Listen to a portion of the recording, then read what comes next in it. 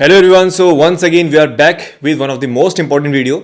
ये basically strategy video नहीं है, इसमें मैं कुछ इंपॉर्टेंट पॉइंट्स बताऊंगा जो 2024 में एग्जाम दे रहे हैं यूपीएससी एस्पिरेंट्स। ठीक है, देखिए अभी क्या है कि जैसे हम 2 साल 3 साल की स्ट्रैटेजी लाते हैं, उसमें क्या होता है, बहुत ही चीज़ें एकदम से सारी चीज़ बताई जाती हैं और एस्पिरेंट कंफ्यूज हो जाते हैं कि यार अब कैसे टैकल करें। मैं आपको एक सिंपल प्लान दूंगा, यानी कि अभी बस अगले 1 साल का मैं आपको प्लान दूंगा।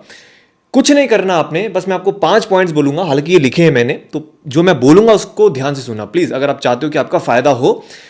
वरना देखो अभी जिस हिसाब से माहौल है, यहां जाओगे वहां जाओगे, कोई कुछ बोल रहा है, कोई कुछ बोल रहा है, कुछ उल्टा सीधा ज्वाइन कर लोगे, फिर उसके बाद परेशान हो जाओगे कि ऐसा हो गया वैसा हो गया। जैसे मेरे पे आते हैं मोस्टली एस्पिरेंट्स, तो मैं कहूंगा कुछ ज्वाइन करने की जरूरत नहीं है, कुछ भी नहीं करना है, सिर्फ 5 पॉइंट्स आपको फॉलो करने हैं। एंड ट्रस्ट मी, 8 महीने में आपकी प्रिपरेशन इतनी अच्छी हो जाएगी कि आपके पास उसके बाद भी 1 साल बचेगा और 24 का जो आपका अटेम्प्ट है बहुत अच्छा हो सकता है, डिपेंडिंग कि आप इन 5 चीज़ों को कैसे करते हो।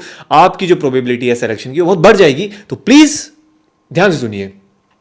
देखिए, सबसे पहली बात यह है कि ये वीडियो ऑब्वियसली जो 2024 को दे रहे हैं या फिर 25 को देंगे या 6 को देंगे, सबके लिए it is going to be equally important. अब मैं ये कहूंगा कि देखो कुछ नहीं, अभी ये भूल जाओ कि 24 की बात भूल जाते हैं, अभी हम बात करते हैं अगले 9 महीने की। तो मैं कह रहा हूं कि बस अभी से लेके अगले मई तक का मैं आपको टास्क देता हूं।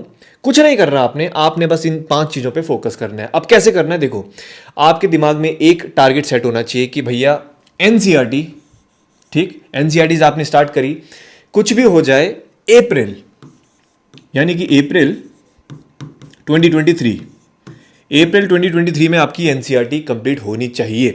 बहुत टाइम है अभी यार, सफिशिएंट टाइम है आपके पास, अच्छे खासे 6 7 8 महीने हैं। और देखो एनसीईआरटी आप सोच सकते हो कि इतना सारा टाइम, अगर आप जब इसमें हिस्ट्री की एनसीईआरटी अच्छे से पढ़नी है, ओल्ड एनसीईआरटी, ज्योग्राफी की 11th 12th की बहुत ही अच्छे से पढ़नी है, आर्ट एंड कल्चर वाली 11th क्लास की बहुत ध्यान से पढ़नी है। अगर आपने ये अच्छे से कवर कर दिया तो आपका लगभग GS1 की भी प्रिपरेशन काफ़ी अच्छी हो जाएगी। ठीक है, तो एनसीईआरटीज आपको बहुत अच्छे से करनी है, ये आपका पहला टास्क होना चाहिए। मतलब मंडे टू फ्राइडे आप एनसीईआरटीज अच्छे से पढ़िए। न्यूज़पेपर आपने स्टार्ट कर देना है, ठीक है, डेली न्यूज़पेपर पढ़ना स्टार्ट कर दो। अभी मंथली मैगजीन की तरफ ध्यान मत दो। ये न्यूज़पेपर इज़ वेरी इंपॉर्टेंट, क्योंकि देखो हो सकता है एज अ बिगिनर आप जब न्यूज़पेपर पढ़ोगे, इकोनॉमिक की न्यूज़ आएंगी, कुछ पॉलिटी के कंसेप्ट आ सकते हैं, आपको समझ में शायद ना आए। गिव अप नहीं करना है, क्योंकि अगर आप स्टार्ट करते हो न्यूज़पेपर पढ़ना तो कम से कम मैं मान के चलता हूँ कि 2-3 महीने थोड़े बहुत लग सकते हैं आपको प्रॉपरली समझने में। बट न्यूज़पेपर अभी से पढ़ना स्टार्ट कर दो, क्योंकि जैन फेब में आप थोड़ा सा अच्छे से समझ पाओगे और मार्च अप्रैल में जब आपका एक प्रॉपर 1 साल बचा होगा एग्जाम के लिए, आप एकदम परफेक्ट हो जाओगे न्यूज़पेपर रीडिंग में। आप 30 to 40 मिनट्स में न्यूज़पेपर को कंप्लीट कर दोगे। अभी 1-2 घंटा लग सकता है भाई, अभी टाइम देने का समय है। ठीक है, तो पहले से ही जो चैलेंजेस हैं अभी से ही उनको फेस कर लो, बाद में दिक्कत नहीं आएगी।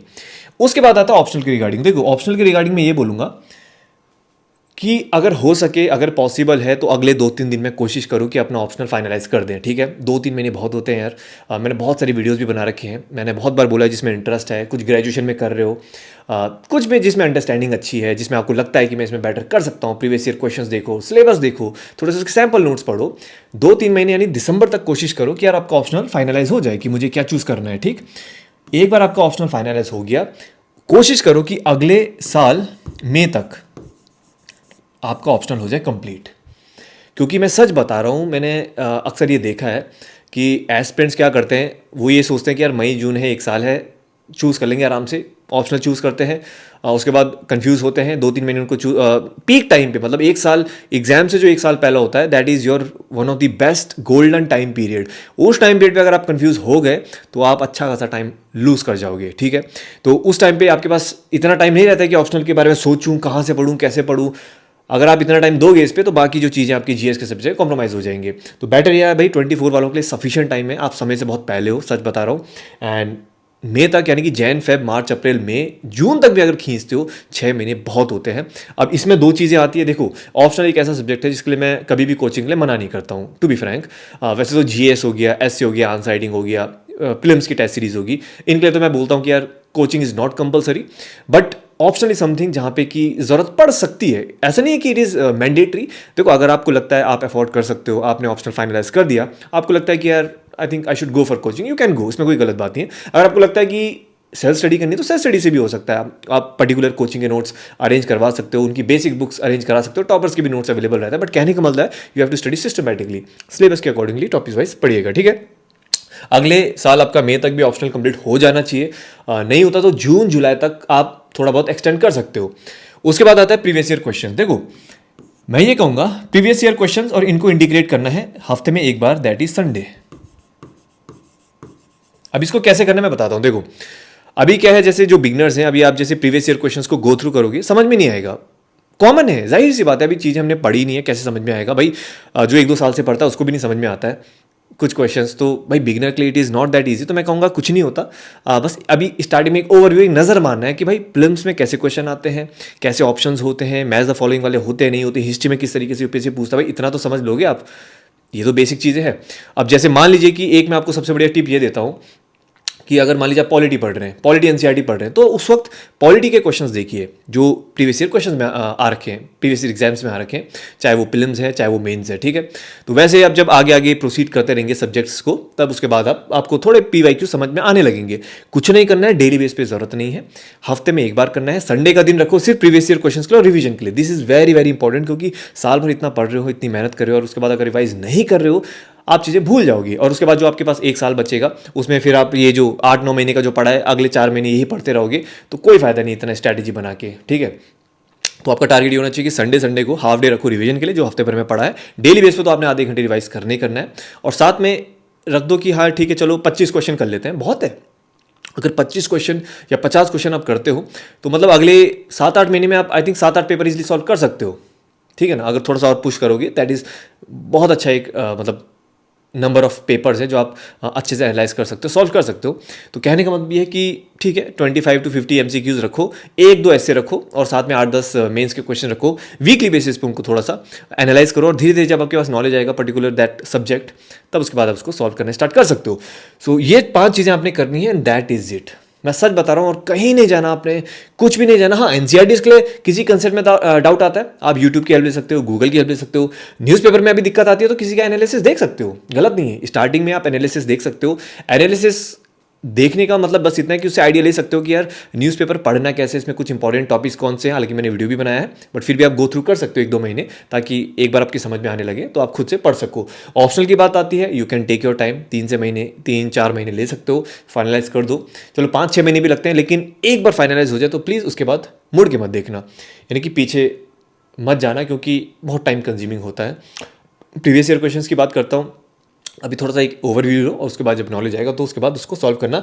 ये सारी एक्टिविटीज कही है मैंने सिर्फ टिल 2023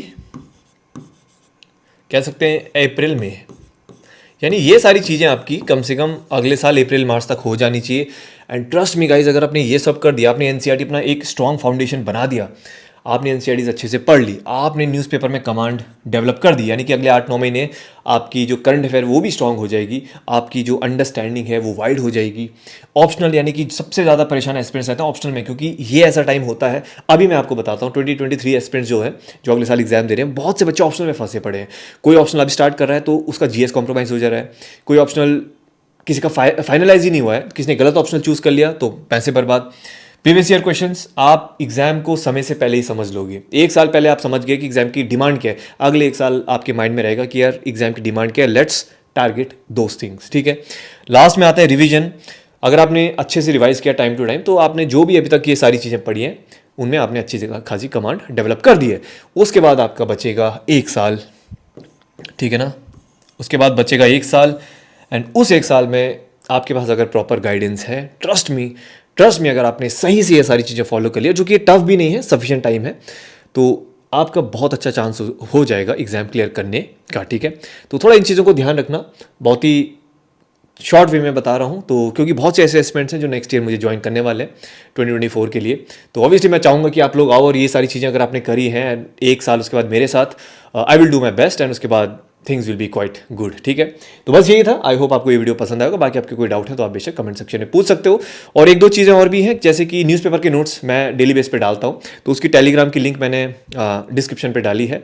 तो जो कुछ 2-3 लिंक्स हैं तो आप वो ज्वाइन कर सकते हो टेलीग्राम, और बाकी वेबसाइट और जो दूसरा यूट्यूब चैनल है जिसमें और थोड़ा वीडियोज़ में डालता हूँ यूपीएससी से रिलेटेड, तो आप वो सब फॉलो कर सकते हो and it is going to be very helpful, ठीक है। So thank you so much guys and all the very best. और बाकी 8-9 महीने अच्छे से पढ़ाई करिए, बी कंसिस्टेंट, बैलेंस रखो लाइफ को, ज़्यादा टेंशन नहीं लेना है, ठीक है। Enjoy this journey and everything will be all right. Thank you.